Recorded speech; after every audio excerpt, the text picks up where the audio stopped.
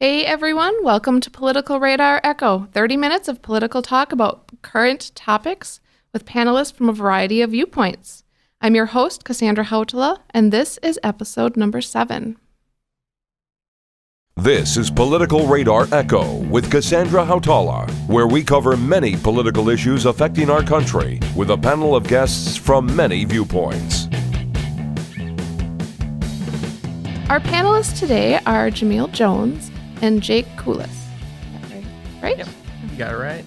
Awesome. Both of them are going to be high school juniors this year, so I think this is a first having high school students on Political Radar. So I'm really excited about that. Jamel, could you give us a little introduction? Who are you? What do you do? Where do you go? Why are you related to this? Oh, I should say we're talking about what we're talking about. We're talking about Washington Middle School, and I'll get a little more into that. It'll stay in the title. Yeah, it'll say in the title. Yeah. But it's a huge topic here in Green Bay. We'll get a little more into it. But could you tell us about yourself? My name is Jamel Jones. I am going to be a junior at East High School. I went to Washington Middle School about 3 years ago. I'm also the communications director for High School Democrats of Wisconsin and an intern with Planned Parenthood of Wisconsin. And that's how I met. Mm-hmm. And is it Jamel? Yeah, that's Jamel. Okay. Hey, people mispronounce my last name all the time. So. Okay, so Jamel and Jake. I am Jake Kulis. I'm a student at Green Bay West, also going to be a junior. I wear many hats there. I'm the top student in my class. I was going to be the editor of our school's newspaper until we had some issues with that. So instead, I am the business editor for our school's yearbook. I am was the kind of chairperson, I guess, for West High's peer group, which is kind of like a group that focused on advocating and spreading awareness of mental health issues and bullying. Oh. So there's that. I was also on my school's diversity club in GSA. I served as the chairperson for that. Actually, that was a really quiet group. I was the only one in there. But our school is only 800 kids. It's a smaller school. So West is only 800, is it? Yeah, 800, 900. Okay. So Interesting. Great. So you're both, I definitely think of both of you as student leaders and future leaders for our community. So that's why I'm really happy to have both of you on. So here's the issue that we're going to talk about. We've had a lot of requests to talk about it. On June 5th of 2017, a teacher from Washington Middle School, which is in the Green Bay Area Public School District, Miss Kirsten Westcott, resigned to the board. And she got up and she spoke about violent, aggressive, obscene behavior. She had actually sent an anonymous email to the Board of Education on May 7th, and she talked about how she had hope that things were getting better, but it was actually heart-wrenching to watch. On June, what was it? I can't remember what date it was. It went viral, though, at the end of June. And that was not from her. She did not put out that information. A radio show picked up and it went viral. On June 27th, the Green Bay Area School District issued a statement. And then on June 28th, they had a press conference with Dr. Michelle Langenfeld, who is the district superintendent. Since then, it's gained more traction. There's been several meetings. She spoke at a second meeting as well. And it should be noted that Miss Westcott, who is my personal hero right now, I think she is a real-life superhero. She taught in the district for 12 years and 9 years at Washington Middle School. And she was also a Golden Apple Award winner. Right. So she's a well-respected teacher, well-respected by her colleagues, by her students, by parents, by administration. So it was really sad to see her go, and to see her truly heartfelt resignation. So I want to start and get your thoughts on that. Jamel, you went to Washington Middle School not long ago. You said you did not have Miss Westcott as a teacher. No, I did not. Okay, but you did go to Washington Middle School. She talked about violent, aggressive, sexual assault. Did you see any of that when you attended? Yeah, I did. It wasn't as bad as she described in her resignation, Okay. but it was definitely prevalent. Okay. And so let's see, you were going to be, so it was 2 years ago you left 8th grade there. Yes. Right. And she even stated that it's really gone downhill this past year. Mm-hmm. Have you seen any of that kind of spill over into East High School where you go, which is where most of the kids from Washington go then? Honestly, I'm not sure, but I know that after this past year, some other students at East are concerned that last year's 8th graders are going to be next year's freshmen at East, and that these are going to bring in some new issues at our school. In the terms of the past 2 years I've been at East, I can't say I have noticed, any more like violence, assaulting, bullying, etc. Okay. But honestly, I'm not sure because it hasn't really been something I've been looking out for. Right. Something that struck me that you said as we were chatting before the show was when you went there, you did see some of this behavior, and Yes. you just thought that's what school was. Yes. And I can relate to that. I went to Racine Horlick High School, and that's just what I thought high school was. I just thought that you just ducked around fights, and that's just how you got to class. So it's kind of sad to think that's what our kids expect when they go to school. Do you have any thoughts? I mean, Starting out here, Jake. well, like you were saying, it's crazy that it is kind of what we're used to, but it's also what we're used to. It's what we've grown up with for the past, for us, 11 years. Well, 11th year will be. So it's just, we've grown up with this. We haven't seen anything else really in terms of schooling besides what the media makes and what television makes of it. I mean, High School Musical isn't really a strong representation of high school. Really? Do you think we just dance around it? That's honestly what I was thinking of when I was entering high school in the beginning, especially when I was like in my younger years before even entering middle school, that high school was going to be amazing and wonderful, and we're all going to be dancing around on tables. No, but it's just when you actually get there though, it's reality that hits you. And during this age when it's what you've grown up with. There's really not much else you can do. What have both of you thought of Dr. Langenfeld's response to the teachers, to the staff? I honestly have not seen her address you as students or the students at Washington or at any of the schools. She talks about them, but I haven't seen her actually address you specifically. What are your thoughts on her response? I don't think her response was sufficient enough.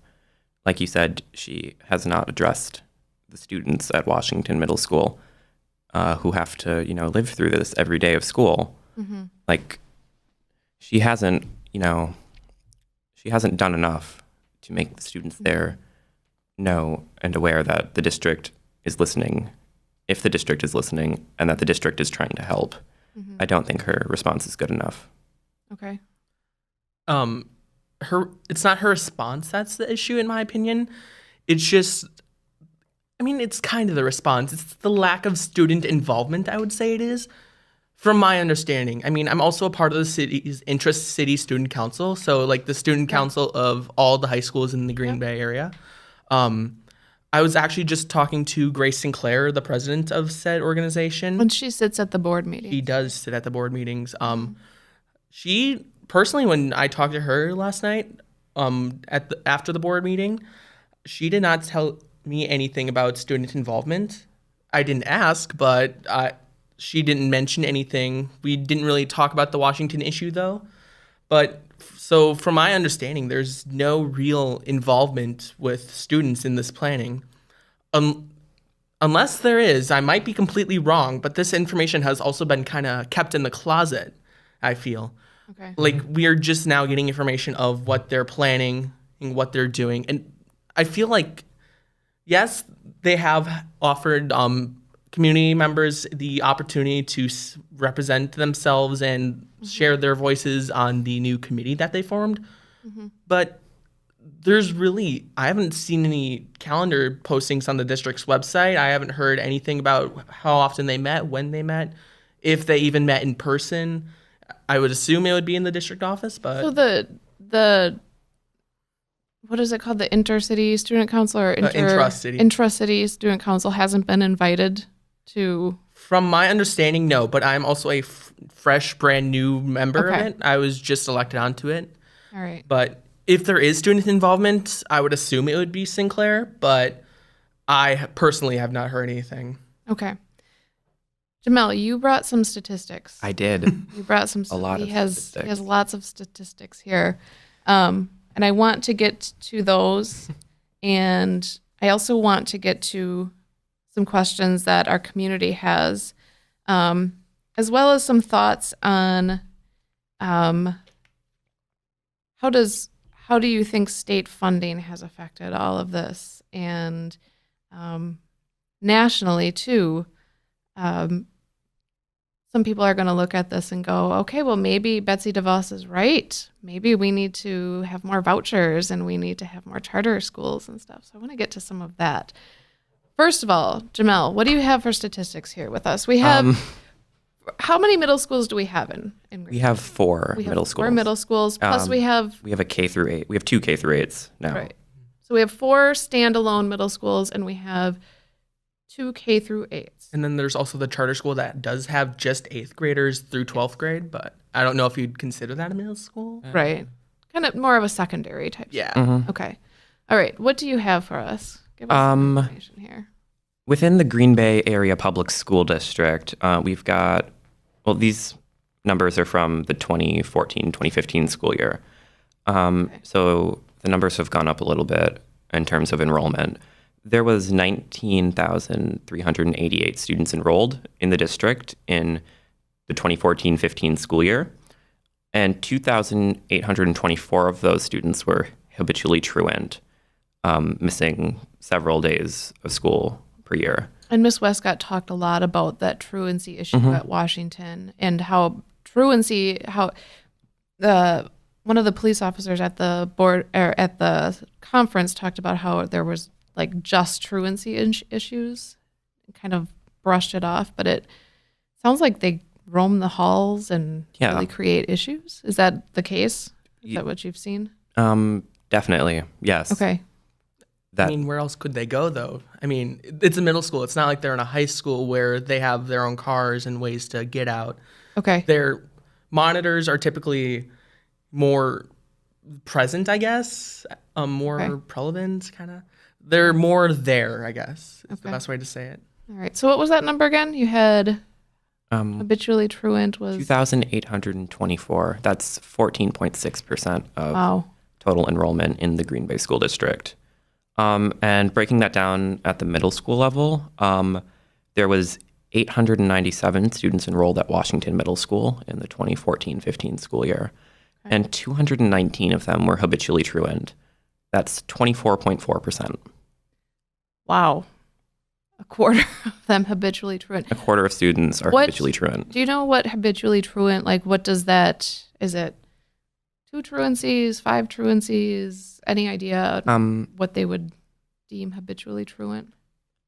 I took this data from the DPI, Department of Public Instruction, and the data is like self-reported by the school district, so I assume I couldn't find a specific definition of what habitually truant is. Okay. I would assume it's like probably around 5 or so Okay. truancies. And Miss Westcott talked about that too. I believe she said there were, they called it the red zone at Washington, where they had over 100 in the red zone who had 5 or 6 major infractions. And I'm sure truancy is part of that. So that's a big percentage as well.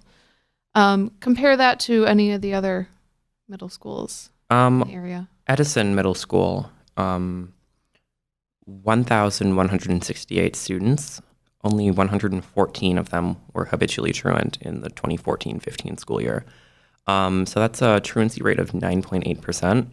And I should mention Edison Middle School had the lowest truancy rate out of all 4 middle schools. Okay. Franklin Middle School, 672 students, 209 were habitually truant. That's a truancy rate of 31.1%. Wow. Okay, so this isn't just a Washington problem. No. Our focus is on this one middle school, but it's not. This isn't just a Washington problem. And I think that's something more people need to realize. This issue is not just contained to any one middle school.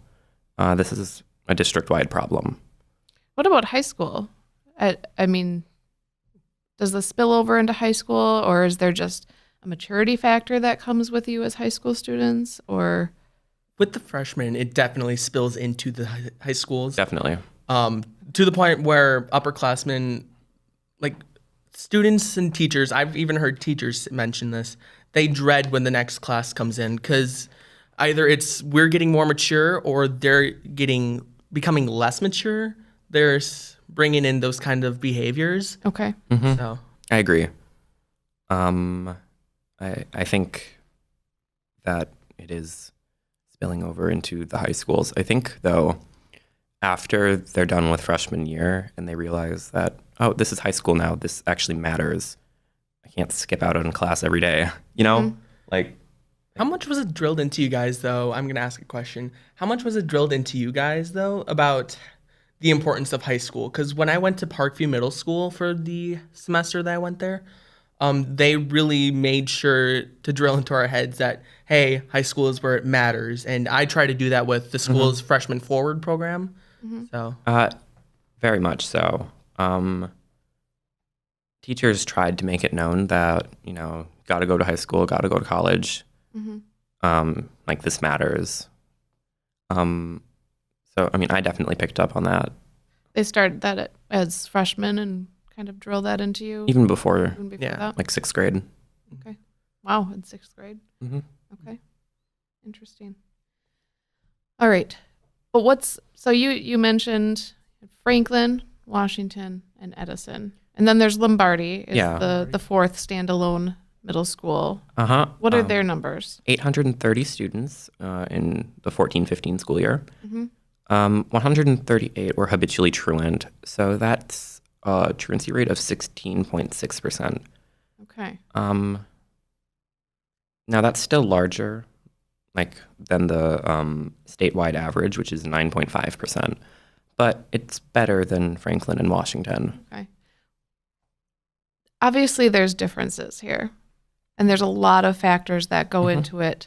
As students, what are those factors? I don't want to talk at you. I don't want to be a teacher.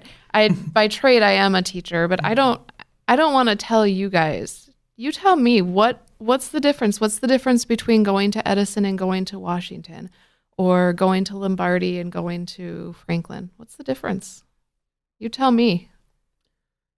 I can't really comment that much on there. This is well, you didn't go. You went to Parkview. We're not going to talk about Parkview. Yeah, let's not talk about Parkview. Well, I can say these numbers I have right here are actually from the past school year. That would be 2 school years ago, 2015, 2016. 81.5% of students at Washington Middle School are economically disadvantaged. Okay. And you hear that from administration. This is directly from the school report card filed with the DPI. So there's, I think, a big issue with poverty in the Green Bay School District. I don't have the numbers, but I think it's like 3 out of 5 students receive free lunch or are eligible for free lunch. And I know last year at Washington, the entire school received free lunch. Just blanket, everyone got free lunch. So they didn't even have to apply for it. And I don't think that's coming back next year, from what I've heard. So just an interesting fact. I've heard rumors that they were trying to do that at West too. Okay. I've always received reduced lunch since I'm more personal issues, but we're more at a disadvantage with our family.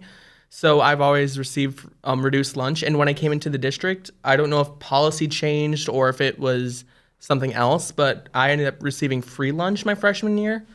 And then I was also I was started out as reduced lunch at the beginning of this previous year, but then it went to free. So I don't know if it's just my family statistics changed or if it was the whole district was doing that. All right. So we have poverty issues. 23% of students at Washington Middle School only have limited English proficiency. Okay. That's kind of a big deal. Yeah. 23% of students are not fluent in English. Right. So that's a difference between the people at Washington versus going out to Edison, which is more in a suburban type neighborhood. Okay. So what else do you have? What else can you tell me? You have statistics, and what else can you tell me from experience? I think that, from experience, people who go to Washington, they tend to be less economically successful, their families. So if they're going home at night and they're not eating because their family can't afford to eat, then they're coming to school the next day having not eaten anything the night before. They probably didn't sleep very well if they didn't eat anything. Okay. So they're coming to school sleep deprived and hungry. And I think that's where some of these problems are coming from. It's not fair to lay all of the blame on the Green Bay Area Public School District, though there is blame to be had there. I think that some of this, comes back to the socioeconomic status of the people who go there. And I think for that, we need to then go out to the community. So then we have to reach further than the school district. Yes. Right. And to the district's credit, they have talked about their community partners, and the press conference they had lined up all of the different community partners that they're working with. So they do realize, and I think just about everyone realizes that this is systemic. This isn't necessarily just a public school issue, but there is definitely blame to be laid there. So I have questions from the community, and I want to get to them or we're going to run out of time. So just feel free, either of you, to hop in here. People just want to know your experiences. You live this, you have lived this, or you're living it right now, and they want to know your experiences. So I have from Joe Prosser. It's an interesting question. You don't have to answer it if you don't want to. Have either of you participated in inappropriate behaviors, or do you have friends who have? No. I mean, none of us are perfect. But as far as I would say, just from knowing either of you, I don't think you're participating in the things that Miss Westcott was talking about. No, I never held anybody down and stole their shoes. That's good to know, Jamel. I'm so glad. Do either of you know anyone who maybe started off in 6th grade or earlier and progressed to behavior problems and multiple people are? I'm friends with a lot of people. I'm a very friendly person at West, and I'm close with almost everyone. I'm close with large groups of more, I guess, smart people. I'm more with the at-risk students I'm friends with. So I'm all around. I can see really the differences, and so I have hung out with these types of students. I have never done any acts, thank God, but I have not. So Okay. From Eric Hoyer, what kind of punishments do you see for the inappropriate behavior that you've observed, if you have observed any? And are those consequences doled out consistently and equitably? I think that's something that's been asked and talked about a lot. And teachers have expressed concern that administrators aren't following what's laid out in the, Jamel has the, I have the district handbook. the district I'll handbook. just read it. This is threatening, aggressive, or violent behavior by students, board policy 443.7. Threatening, aggressive, or violent behavior by students that presents a danger to other students and district employees will not be tolerated on school premises, school buses, or at school events. Such behavior should be reported to appropriate administrative personnel who shall take measures to provide for the protection of students and staff. Students who violate this policy shall be subject to school disciplinary measures as outlined in student expectation handbooks, including suspension, expulsion, and may be referred to law enforcement authorities for prosecution under applicable laws. Do you see that happening? No. No.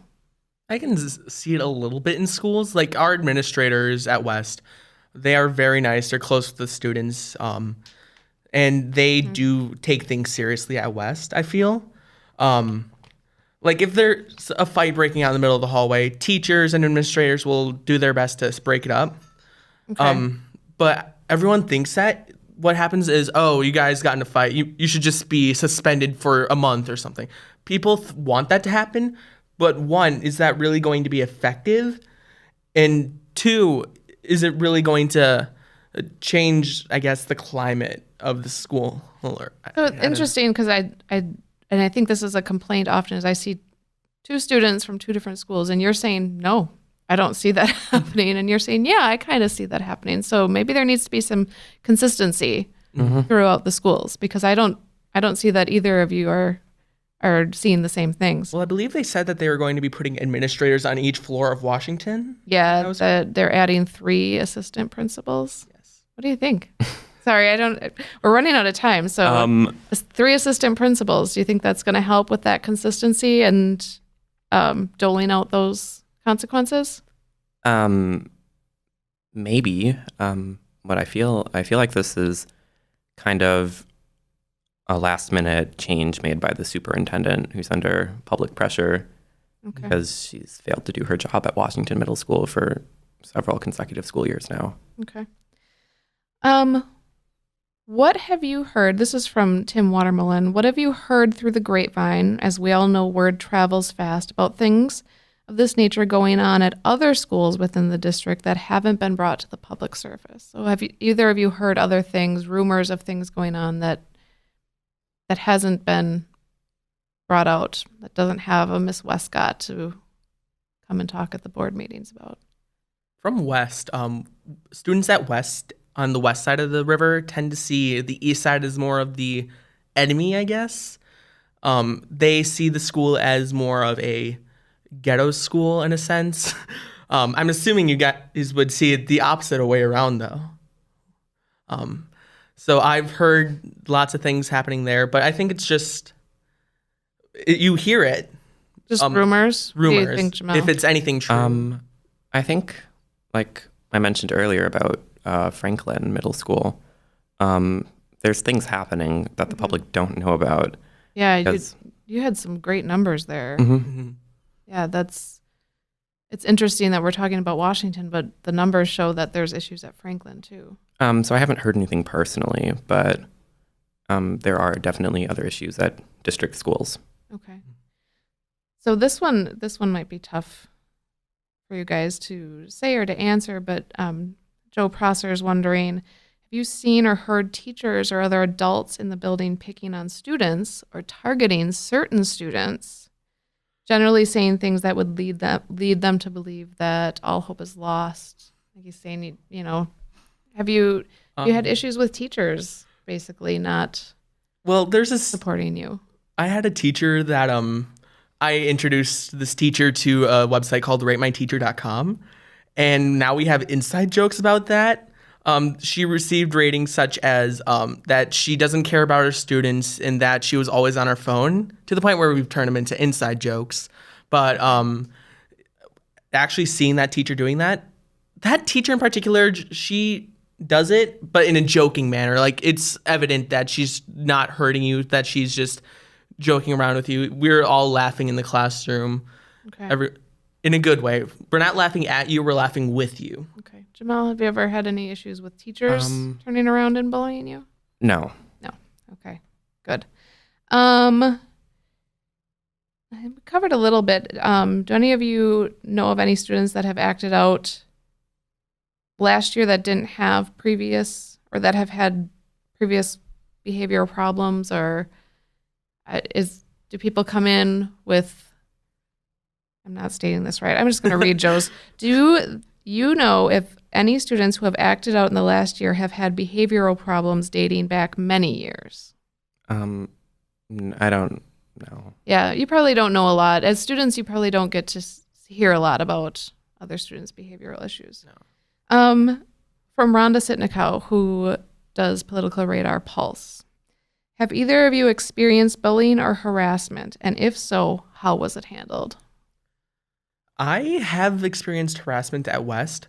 For example, it was a silly mistake of me, but I left my cell phone sitting out in the gym locker room. But you would expect students to just leave it alone. Mm-hmm. Coincidentally enough, a student took that phone and threw it into the toilet near the band room. So I found it in our administrator's office with a sticky note on it saying "found in the toilet." So, and it was completely shot. I mean, after rice, it was working. But what did the administration do? Administration, I actually got in touch with the SRO. We were trying to figure out where the phone went. We didn't have much information on it though. As for the administration, they were definitely working towards it. I think it was though I kind of threw in the white towel and said, you know what, let's not even bother. Okay. Jamel? No, but my brother is 6'4" and plays basketball. So. All right. So you have your own protector, is what you're saying. Okay. From Jason Jerry, he's wondering about the impact grant that was awarded by the Packers, $250,000. Dr. Langenfeld said the grant would be used district-wide on learning centers that offer flexible and collaborative seating and an active learning conference center with integrated technology. Is this the best way to use the grant based on what we know is going on right now? I think yes. Okay. Granted, there are still problems at Washington Middle School, but I think that improving learning conditions is a big deal and it will help. So I think that is a correct way to use the grant money. Okay, good. My question would just be, if it was to be used for the Washington Middle School and similar issues, how would the grant help with that? What other resources does the school have that they could use that's more cost efficient? What would need the money to be focused on this issue? That's where I'm kind of lost. Okay. So, I think a question from several people, Nancy Hugard, Kim Diaz. Do both of you feel safe at school? In some cases, yes. Yes. Okay. Both of you look a little unsure about your answer. Yes. Yes. Okay. It's school. Mostly. Okay. It's school. It's school. You should feel safe there, Jay. I feel safe. Okay. So, it's some rarer environments that are more concerning. Okay. The media paints the Washington Middle School issue as something that's happening on a daily basis. First, I would like to say I did not attend Washington Middle School, so I can't say if this was attending on a basis. These problems are serious, yes. I am not going against Kirsten's words or anything. Mm-hmm. However, I think the media is just painting it going a bit too far with this. Okay. It should have just been a one and done story, but I think it should have just stayed at that radio talk show level, I feel. Okay. but now it's become a severely hot button topic issue where where a petition is circulating against the superintendent, and when that happens, things are getting out of hand. Okay. So, Jamel, you feel safe at school? You said you have the brother who's 6'4". Mostly, yeah. Basketball, so that helps. Okay, I just want to wrap up here. A lot of people have talked about how all of this stems back to cutting funding and our governor cutting funding, and now we have a president who wants to cut funding and increase funding more for vouchers and private schools and charters. And do you think that all of this stems from those funding cuts? Not all of it, Not all but some of it. Some of it. Okay. it's What all do you think? based on where the school. I feel like it's all based on where the school is located. If Okay. Green Bay is definitely, it has a light that makes it look bad in comparison to Ashwaubenon, Bayport, and other schools in the area. But those are because they're smaller and they have more focus on the students in a sense. When you're a district with thousands of students in the district, you really can't just focus on one student. You want to, but you can't. I think I thought Dr. Langenfeld said last night almost 21,000 students now. That's correct. So you think it's part of it? Yes. Okay, so funding is part of it, but what else is it? More funding from the state isn't going to make sure that when a kid goes home, they have something to eat. Like, more funding isn't going to fix their home life. Not necessarily. More funding for the school isn't going to fix their More home funding life. for the school. Right. True. So maybe we need to look to the state and say we need more funding in community projects or And social welfare. social welfare, um, medical assistance, Medicaid, Medicare, food stamps. food stamps. So now we're getting into a whole different topic. Yeah. Right. So funding's a piece of it. hmm And I don't disagree with that. So unfortunately, we have to wrap up. I think we went like way over. So I apologize, but it was really interesting talking with you guys. I really appreciate you coming on, and I hope that both of you feel welcome to come back, either on this topic or on another topic. You're both passionate about many different things, so I'd love to have both of you back. And I think it's really great that you're both willing to come on as high school students and speak and be involved in the community. So I really, really appreciate that a lot. For having us. Yeah, thank you. Yeah, you're welcome. So I need to wrap up here. So that ends Political Radar Echo, episode 7. Thank you both for coming on. For show notes, go to politicalradarecho.com/7. If you're watching this episode on YouTube, make sure you like, subscribe, and hit the bell for notifications. For more great political content, check out Political Radar Pulse. And if you'd like to support this show, you can like it on Facebook. You can join the community, the Political Radar Echo community. And you can buy shirts. Jake is wearing one. He's modeling one for us. And other merchandise at politicalradar.com/shop. Thanks, guys.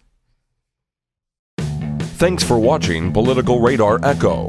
To ensure that you'll never miss an episode, subscribe on YouTube or your favorite podcast app. To check out more episodes of Political Radar Echo, visit politicalradarecho.com or connect with us on Facebook or Twitter.